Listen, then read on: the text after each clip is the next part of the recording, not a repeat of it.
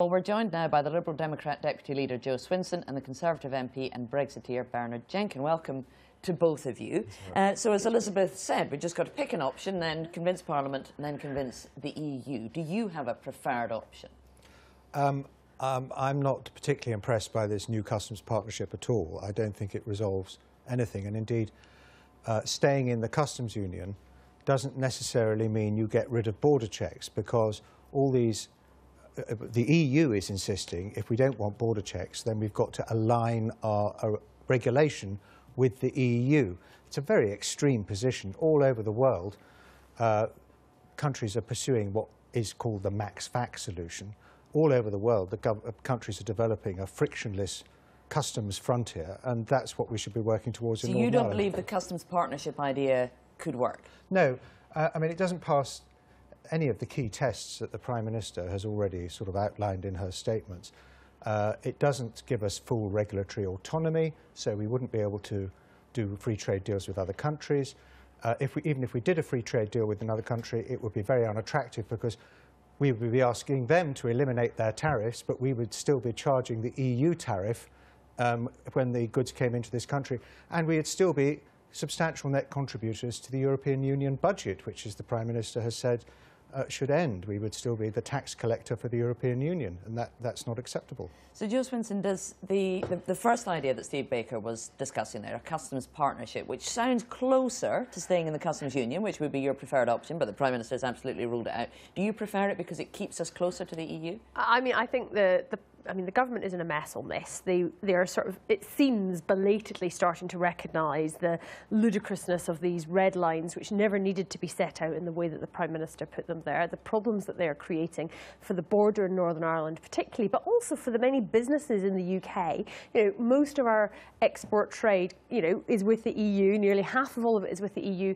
far dwarfing other countries and blocs around the world, and that is what is at risk. And of course, the more that you have barriers, the more that you have regulatory differences, the more risk there will be to that vitally important trade for the British economy. But what answer do you have to that, other than staying in the customs union, which the Prime Minister has ruled out and the government has said it's what you have to leave the customs union to respect the result of the referendum? Well, I would say the government's wrong on that, and I think actually if you look at Parliament, there's going to be an interesting vote on this within a few weeks in the House of Commons. I suspect actually in Parliament, in the House of Commons, there may actually be a majority for staying in the customs union. So just because the government has said it, it doesn't make it right, and it doesn't mean that we shouldn't be trying to get them to change their minds, because staying in the customs union is absolutely a better option. We should be staying in the customs union and the single market. I think we should be staying in the European Union.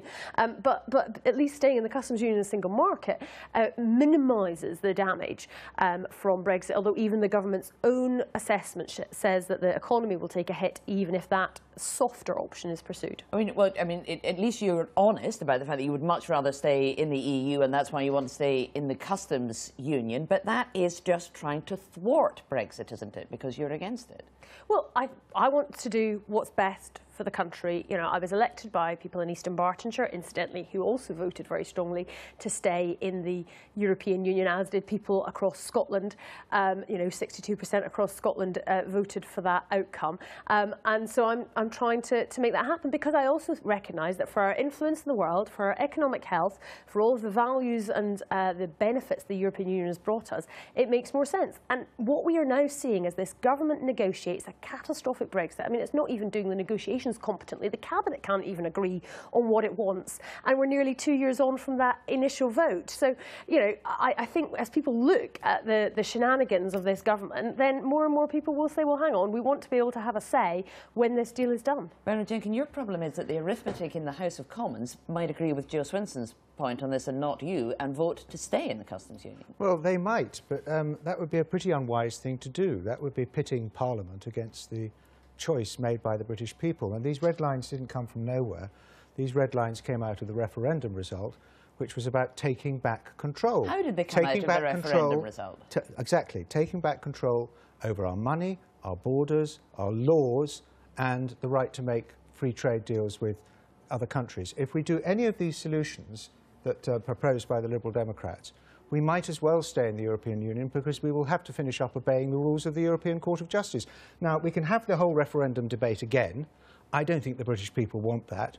They want I think the British people want to leave the European Union.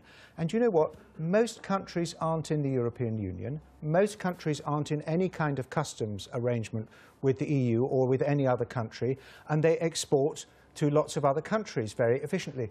This is not an economic argument, it's a political argument. It's not about whether... Everybody agrees that we can prosper outside the European Union. This is a political argument that they have lost, and they will not admit that they have lost. On trade, the European Union has more trade deals with more countries than the US or China. It is a very successful negotiating bloc for promoting trade and therefore helping economies. But we shouldn't, I agree, we shouldn't have the same... I agree, we shouldn't have the same debate again. What we should have is a debate where we actually look at what is on offer. Now, the government is doing its negotiations, which is not the same as what was talked about last time we had this. We had the debate in 2016, because we now have a lot more information and more detail. This is trying to reverse Brexit. Well, this is trying to stop Brexit, and Joe's very honest about that, and I would perfectly respect your view, Joe. But it should be the people that have their say on the deal. No, you want a second referendum? No, I want a vote on the deal. I want that not to be just signed off by Parliament. It is the Liberal policy to have a second referendum, and I think the fact is people want... But Jenkin, let me ask you, the Brexit subcommittee of the Cabinet will meet this week, and they're going to decide between the options that Steve Baker was explaining to us there. There is some speculation that they'll go for the customs partnership idea that you've already dismissed. What will happen within the Tory party if that's the way the Cabinet... Well, I knew you'd ask me that question, but I don't think they're going to go for this. I think the Prime Minister will realise that she can't deliver what the British people... She feels very, very strongly that she must keep faith with the decision of the British people.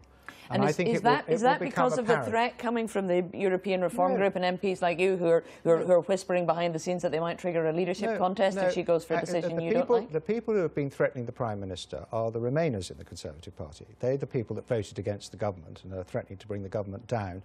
But actually, I think they will be defeated in a vote. And don't forget the Ulster Unionists. They also want to keep faith with the British people, and we mustn't lose their support. That would be very bad for the government.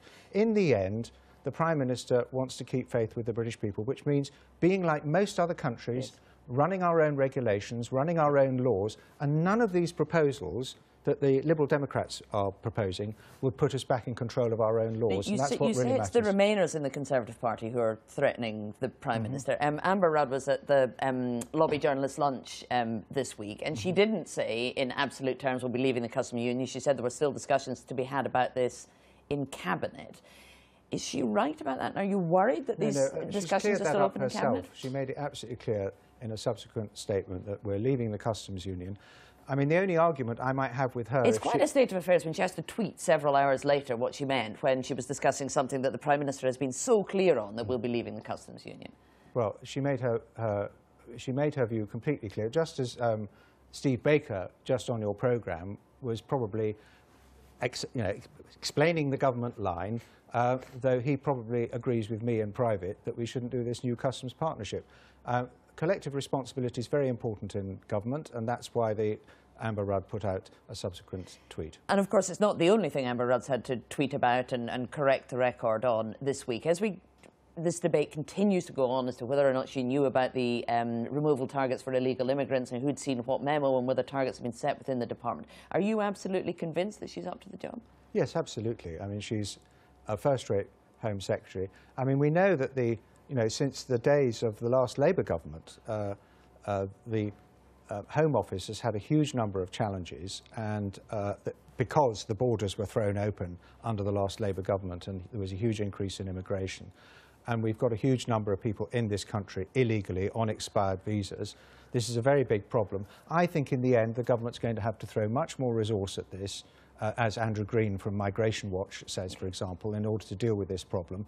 And I think the pressure on officials to try and achieve government policy has been very intense. Right. They may have been setting themselves targets.